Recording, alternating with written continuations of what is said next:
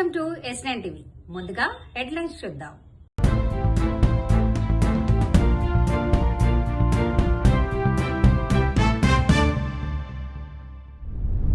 అంగన్వాడీలో రాజకీయ జోక్యం సరికాదు. మహిళలపై దౌర్జన్యం చేశారు. టీచర్గా మారిన ఏలూరు కలెక్టర్. నరేంద్ర మోదీ హయాంలో దేశం అప్పుల కుప్పగా మారింది.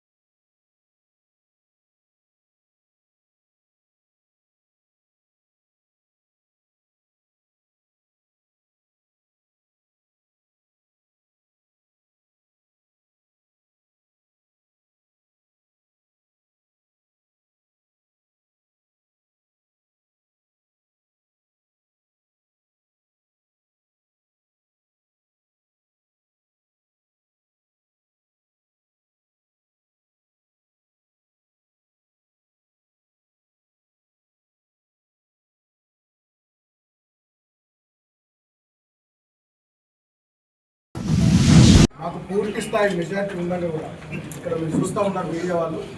టీఆర్ఎస్ పార్టీ 10 మంది కౌన్సిలర్లు, సిపిఐ పార్టీ 4 కౌన్సిలర్లు, 22 మందిలో మొత్తం 14 మందిని మేము ఉన్నప్పటికీ కూడా కేవలం 7 స్థానాలు గెలిచినటువంటి కాంగ్రెస్ పార్టీ మంత్రి వివేక్ గారు వాళ్ళ కొడుకు ఎంపీ వాళ్ళు ఇవాళ గూండాగిరి, దౌర్జన్యము, పోలీసు హరాస్మెంట్తోని ఏదో రకంగా ఎన్నిక జరగకుండా లోపల గొడవలు చేసి వాయిదా పడేటట్టు చేయాలనేటటువంటి కుట్ర చేసిర్రు.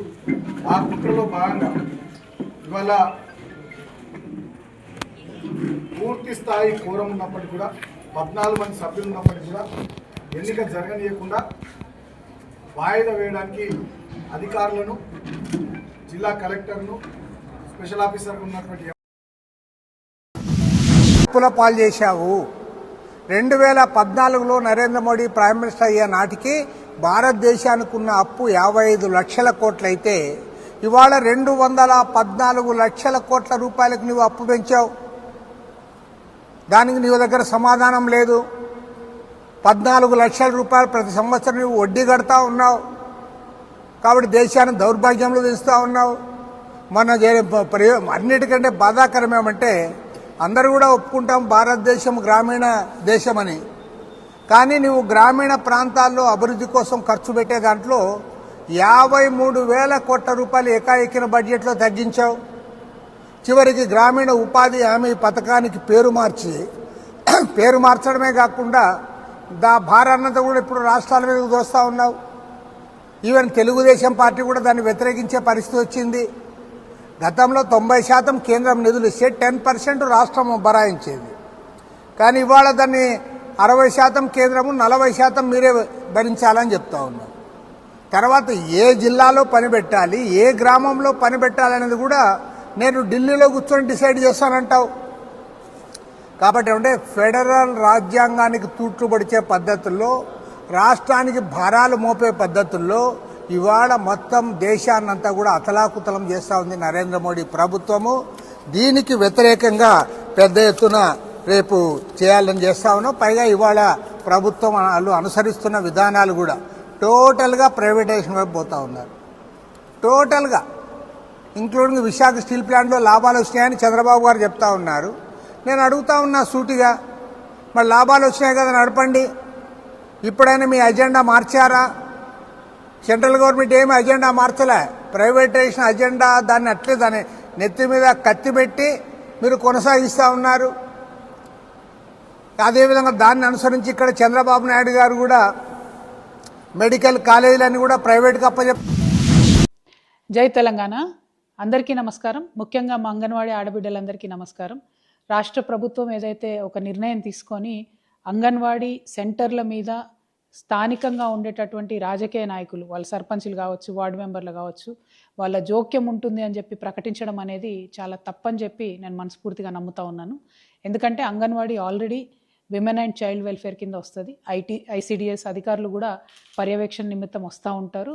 మరి మన ఎంప్లాయీస్ని మనము నమ్మి ఎంప్లాయీ ఫ్రెండ్లీ గవర్నమెంట్గా ఉంటే ప్రజలకు మంచి సేవను ఈ ఉద్యోగులు అందియగలుగుతారు.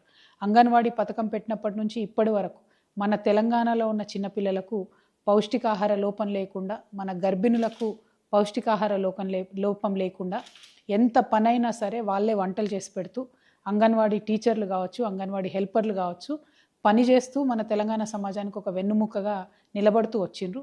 అటువంటి అంగన్వాడీ ఆడబిడ్డలను అవమానిస్తూ ఈ ప్రభుత్వం ఏదైతే సర్పంచులు, వార్డు మెంబర్లు వాళ్ళందరి పర్యవేక్షణ ఉంటుందని చెప్తున్నారో దాన్ని నేను తప్పుపడతా ఉన్నాను. ఖచ్చితంగా ప్రభుత్వం ఈ నిర్ణయం వెనక్కి తీసుకోవాలి.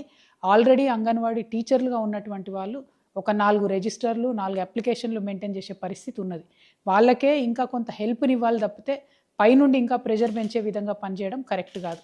రెండవది, అంగన్వాడీ వర్కర్స్, అంగన్వాడీ టీచర్స్ అందరు కూడా బిఎల్ఓస్గా పనిచేస్తారు, టీచర్స్ ఎస్పెషలీ. మరి వారి మీద రాజకీయ జోక్యం అనేటటువంటిది కరెక్ట్ కాదు. రేపటి నాడు ఎన్నికల్లో ఇంకొక అంశాల్లో కూడా ఒత్తిడి పెంచేటటువంటి ఆస్కారం ఉంటుంది. కాబట్టి ఈ నిర్ణయం తప్పు అని నేను మనస్ఫూర్తిగా నమ్ముతా ఉన్నాను. ఎట్ ద సేమ్ టైం ముఖ్యమంత్రి గారు నిన్న సభలో మాట్లాడుతూ ఆశాలది, అంగన్వాడీలది జీతాలు ఆపి మేము సంక్షేమ పథకాలకు ఇస్తున్నామని చెప్తున్నారు. ఇది కూడా అన్యాయం.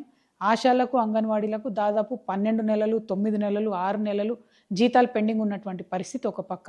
జీతాలు మీ ప్రభుత్వం వచ్చిన తర్వాత పెంచుతాము, కనీస గౌరవ వేతనం ఇస్తామని చెప్పి పెంచకపోవడం ఇంకొక అన్యాయం. 18,000 చేస్తానని మీరు మేనిఫెస్టోలో పెట్టిండ్రు, దానికోసం ఇంతవరకు మాట్లాడతలేరు. అవి పోగా మీరు సంక్షేమ పథకాల కోసం వీళ్ళ జీతాలు ఆపుతున్నామని చెప్తున్నారు. అసలు యాక్చువల్గా చూస్తే ఈ చిరు ఉద్యోగులందరికీ, ఆశాలు కావచ్చు, అంగన్వాడీ కావచ్చు, ఎన్హెచ్ఎం వర్కర్స్ కావచ్చు, ఇంకా అనేక మంది ఈ చిరు ఉద్యోగులు ఎవరైతే కాంట్రాక్టు అవుట్సోర్సింగ్ వ్యవస్థలలో ఉన్నారో వాళ్ళందరికీ ప్రభుత్వ పథకాలు లభించేలాగా, ప్రభుత్వ పథకాలు వర్తించేలాగా చేయాల్సింది పోయి వాళ్ళ జీతాలు కట్ చేసి సంక్షేమ పథకాలు ఇస్తామనడం శుద్ధ అన్యాయం. ఇది తప్పు. మీరు మాట తప్పుతున్నారు. మీరు మేనిఫెస్టోలో ఇచ్చిన విధంగా అంగన్వాడీలకు తక్షణమే జీతం పెంచాలి, సర్పంచ్లు రాజకీయ జోక్యం లేకుండా మరొకసారి జీవోను సవరించాలని డిమాండ్ చేస్తున్నాను. Thank you. జై తెలంగాణ. ఇంతటితో వార్తలు సమాప్తం. మరిన్ని అప్డేట్స్ కోసం చూస్తూనే ఉండండి S9 టీవీ న్యూస్.